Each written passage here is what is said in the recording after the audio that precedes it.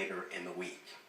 What was once a big challenge for one of Quebec's top tourist destinations appears to have been solved. Mont-Tremblant has long attracted big crowds of young adults who came for the nightlife as much as they came for the slopes. But that sometimes led to chaotic scenes late at night in the ski village, scenes the resort wasn't equipped to deal with.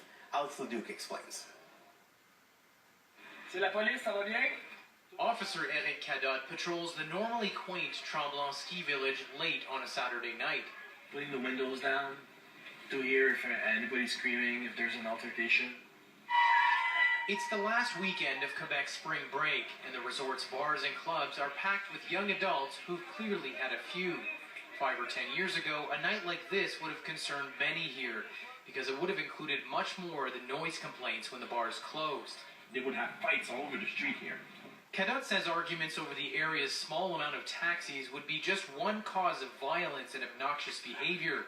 The alcohol-fueled late-night debauchery would also include damage to the resort's hotel rooms. But things have changed here in recent years, and it's not just because of an increased police presence. The police are now communicating on a regular basis with Mont-Tremblant as well as the various bars here.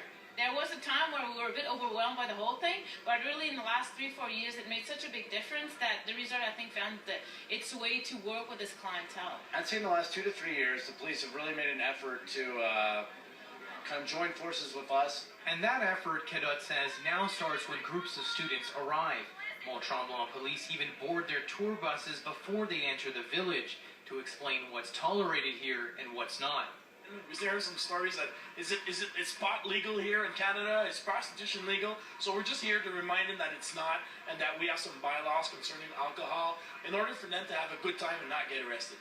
The town has also now made it illegal to drink outdoors in the Tremblant village. Security deposits in some of the hotels have skyrocketed.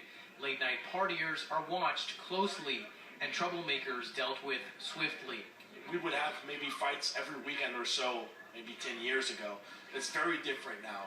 Different as in it looks once again like the middle of the night at your average ski resort.